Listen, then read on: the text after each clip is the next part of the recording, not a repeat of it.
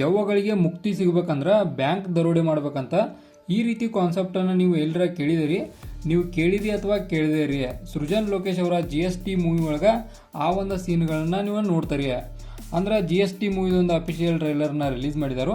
ಇದ್ರ ಬಗ್ಗೆ ಮಾತಾಡೋದಾದ್ರೆ ನಮ್ಮ ಸೃಜನ್ ಲೋಕೇಶ್ ಅವರ ಮೇನ್ ರೋಲ್ ಒಳಗೆ ಈ ಒಂದು ಮೂವಿ ಒಳಗೆ ಅಭಿನಯಿಸ್ತಾರೋ.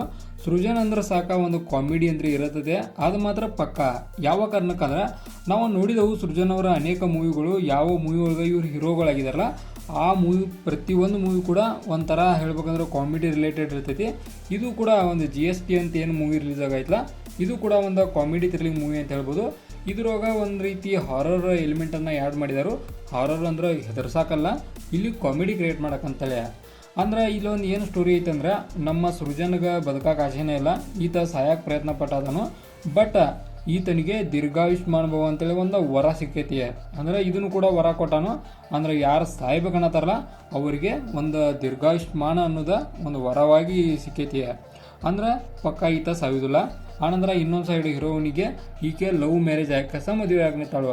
ಅಂದ್ರೆ ಇವರಿಬ್ರು ಕೂಡ್ತಾರೋ. ಇವರಿಬ್ರು ಕೂಡಿ ಒಂದು ಚಿಕ್ಕದಾದ ಲವ್ ಸ್ಟೋರಿಯನ್ನು ಕೂಡ ನಾವು ನೋಡ್ತೇವೆ. ಆನಂತರ ಒಂದು ದೆವ್ಗಳು ಕೂಡ ಬರ್ತಾವೆ ಇದ್ರೊಳಗೆ.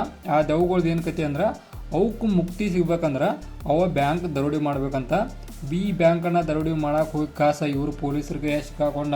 ಆನಂತರ ಬೇರೆ ಬೇರೆ ಕಾನ್ಸೆಪ್ಟನ್ನು ನಾವು ನೋಡ್ತೇವೆ. ಟೋಟಲ್ ಆಗಿ ಹೇಳ್ಬೇಕಂದ್ರೆ ಒಂದು ಕಾಮಿಡಿಯನ್ನ ಒಂದು ಕ್ರಿಯೇಟ್ ಮಾಡುವಂಥ ಸೀನ್ಗಳ ಈ ಒಂದು ಮೂವಿ ಭಾಳದವು. ಸೃಜನ್ ಅವರಿಗೆ ನಗಿಸೋದ್ರ ಬಗ್ಗೆ ಹೇಳೋದಂತ ಅವಶ್ಯಕತೆ ಇಲ್ಲ. ಯಾವ ಕಾರಣಕ್ಕಂದ್ರೆ ಇವರ ಮೂವಿಗಳ ಸೀನ್ಗಳನ್ನು ನೋಡ್ರೆ ಡೆಫಿನೆಟ್ ಆಗಿ ಒಂದು ಒಳಗಡೆ ಅಂತ ನಗಿ ಬರ್ತೈತಿ. ಅಂದ್ರೆ ಯಾವುದೇ ರೀತಿಯ ಒತ್ತಾಯದ ನಗೆಗಳು ಇರೋದಿಲ್ಲ. ಒಟ್ಟು ನಮಗೆ ಏನು ಟ್ರೈಲರು ನೋಡಿದಿಲ್ಲ, ನಾವು ಟ್ರೈಲರ್ ನೋಡಿ ಸೀನ್ಗಳು ಮಾತ್ರ ಬೆಸ್ಟ್ ಲೆವೆಲ್ ಒಳಗಿದ್ದು. ಅಲ್ಟಿಮೇಟ್ ಅಂತ ಹೇಳ್ತಿಲ್ಲ, ಒಟ್ಟು ಚಲೋ ಇದ್ದು. ಆನಂತರ ಬ್ಯಾಕ್ಗ್ರೌಂಡ್ ಮ್ಯೂಸಿಕ್ಗಳಾಗಲಿ ಎಲ್ಲ ಕೂಡ ಒಂಥರ ಬೆಟರ್ ಇದ್ದು ಅಂತ ಹೇಳ್ಬೋದು. ನಮ್ಮ ಲೋಕೇಶ್ ಒಂದು ಪ್ರೊಡಕ್ಷನ್ ಹೌಸ್ದವ್ರ ಈ ಒಂದು ಮೂವಿಯನ್ನು ರಿಲೀಸ್ ಮಾಡ್ತಾರೋ. ಅಂದ್ರೆ ಮೂವಿ ಮಾತ್ರ ಒಂದು ಅಲ್ಟಿಮೇಟ್ ಲೆವೆಲ್ ಹೋಗೋ ಚಾನ್ಸ ಭಾಳ ಐತಿ. ಆನಂತರ ಈ ಒಂದು ಮೂವಿ ಯಾರಿಗೆ ಇಷ್ಟ ಆಕೈತಿ ಯಾರಿಗೆ ಇಷ್ಟ ಆಗೋಲ್ಲ ಅಂದ್ರೆ ಫಸ್ಟ್ ಆಫ್ ಆಲ್ ಇದು ಯಾರಿಗೆ ಒಂಥರ ಕಾಮಿಡಿ ಲವ್ ಮಾಡ್ತಾರಲ್ಲ ಅಂಥ ಒಂದು ಆಡಿಯನ್ಸ್ಗಳಿಗೆ ಇದು ಡೆಫಿನೆಟಾಗಿ ಇಷ್ಟ ಆಕೈತಿ. ಆನಂತರ ಈ ರೀತಿ ಹಾರರ್ ಎಲಿಮೆಂಟ್ಗಳ ಆನಂತರ ಕಾಮಿಡಿಯನ್ನು ಯಾರು ಲೈಕ್ ಮಾಡೋದಿಲ್ಲ ಅವರಿಗೆ ಒಂದು ಮಟ್ಟಿಗೆ ಇಷ್ಟ ಆಗೋದ ಒಂದು ರೇರ್ ಅಂತ ಹೇಳ್ಬೋದು. ಯಾವ ಕಾರಣಕ್ಕಂದ್ರೆ ಇದರ ಕಾನ್ಸೆಪ್ಟನ್ನ ಆ ರೀತಿ ಐತಿ.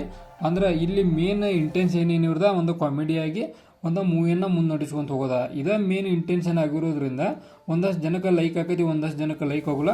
ಬಟ್ ಆಬ್ವಿಯಸ್ಲಿ ಚಿಲ್ಡ್ರನ್ಸ್ಗಳಾಗಲಿ ಆನಂತರ ಫ್ಯಾಮಿಲಿ ಅವರಾಗಲಿ ಎಲ್ಲರೂ ಕೂಡ ಒಂದು ಲೈಕ್ ಮಾಡುವಂಥ ಮೂವಿ ಇದಾಕೈತಿ ಡೆಫಿನೆಟ್ ಆಗಿ. ಇನ್ನು ಈ ಒಂದು ಮೂವಿಗೆ ನನ್ನ ಕಡೆಯಿಂದ ಸಿಗುವಂಥ ಸ್ಟಾರ್ಗಳನ್ನು ನೋಡೋದಾದ್ರೆ 5 ಸ್ಟಾರಿಗೆ 4 ಸ್ಟಾರ್ನ ಕೊಡ್ತಾನೋ. ಕಾರಣ ಒಂದು ಚಲೋ ಕಾನ್ಸೆಪ್ಟ್ ಐತಿ. ಒಂದು ಎಲ್ಲರೂ ಒಂದು ನಗಿಸಾಕ್ ಟ್ರೈ ಮಾಡಿದಾರು. ಟ್ರೈ ಎಲ್ಲ ಅವರ ಬೆಸ್ಟನ್ನು ನೀಡಿದರು.